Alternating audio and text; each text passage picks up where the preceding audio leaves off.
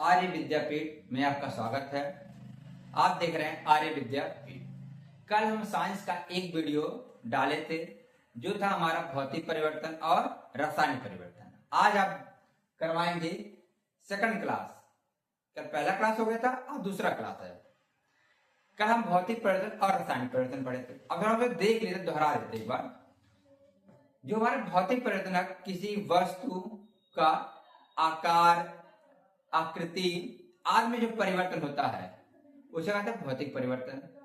जैसे कागज का फाड़ना, मोमबत्ती का पिघलना, बर्फ का जमना, ये हमारे भौतिक परिवर्तन। उसके बाद आता है रासायनिक परिवर्तन। अब रासायनिक परिवर्तन में पदार्थ का रूप, रंग, आकृति, उसका गुण, उसका वजन सब बिल्कुल क्या होता है, चेंज हो जाता है। उसे हम कहते हैं रासायनिक परिवर्तन। जैसे गन्ने के रस से सिरके का बनना। उसके बाद आगे आपका हाइड्रोजन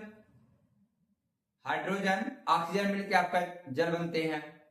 ठीक है। लोहे पे जंग लगना, दूध का फटना, ये कौन सा परिवर्तन है? आपका रासायनिक परिवर्तन है। उसी प्रकार क्रम में हम आगे देखते हैं रासायनिक अभिक्रिया। क्या है? रासायनिक अभिक्रिया। अब रासायनिक अभिक्रिया जो हमारा है, अब इसमें करते हैं तत्वों को पुनर्व्यवस्थित करके एक नए तत्व का निर्माण करते हैं। इसे हम कहते हैं रासायनिक अभिक्रिया कहते हैं। जैसे कार्बन डाइऑक्साइड को हमें बनाना है तो उसके पहले हमें लेना पड़ेगा कार्बन, और क्या चाहिए हमें? प्लस ऑक्सीजन, यानी कार्बन और ऑक्सीजन के को जब हम क्या रिएक्शन करवाएंगे तब जाके हमारा बनेगा कार्बन डाइऑक्साइड बनेगा। ठीक है, देख लेते हैं इसको।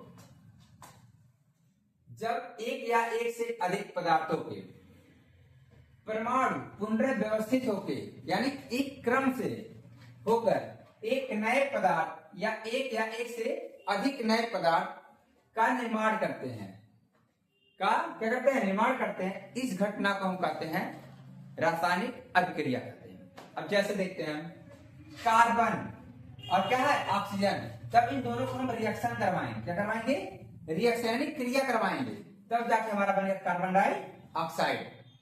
अब ये कार्बन डाइऑक्साइड बना, ये हमारा उत्पाद है, और ये जो कार्बन और ऑक्सीजन है ये हमारा क्या है? अभिकारक है। क्या है? अभिकारक। आगे की ओर अब देखते हैं रासायनिक अभिक्रिया। हम पढ़ चुके रासायनिक अभिक्रिया क्या होती है। अब उसका पहचान भी पढ़ना जरूरी है कि हम पहचानेंगे कैसे कि रासायनिक अभिक्रिया हो रहा है कि नहीं हो रहा है। तो उसके लिए कुछ दो तीन बातें हमें ध्यान रखना पड़ेगा कि हो रहा कि नहीं हो रहा। ज्यादा दो तीन बातें। पहला है हमारा, जब कोई रासायनिक अभिक्रिया होगी उसकी अवस्था में क्या होगी?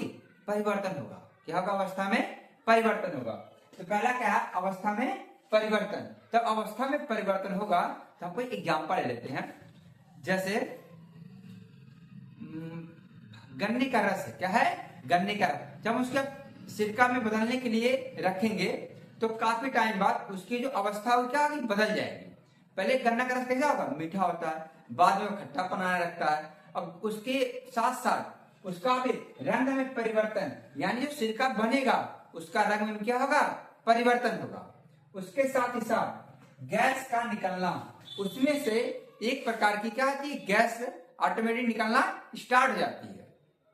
फिर देखते हैं ताप में परिवर्तन, उसमें कुछ ना कुछ हीट देना पड़ता है, तब जाके क्या होता है? गन्ना के रस से धीरे धीरे सिरका बनना स्टार्ट होता है। ऐसे नहीं कि आज रखे कल गन्ने का रस से सिरका बन जाए, ऐसा नहीं। उसके लिए आपको 1-2 महीने का टाइम देना पड़ेगा।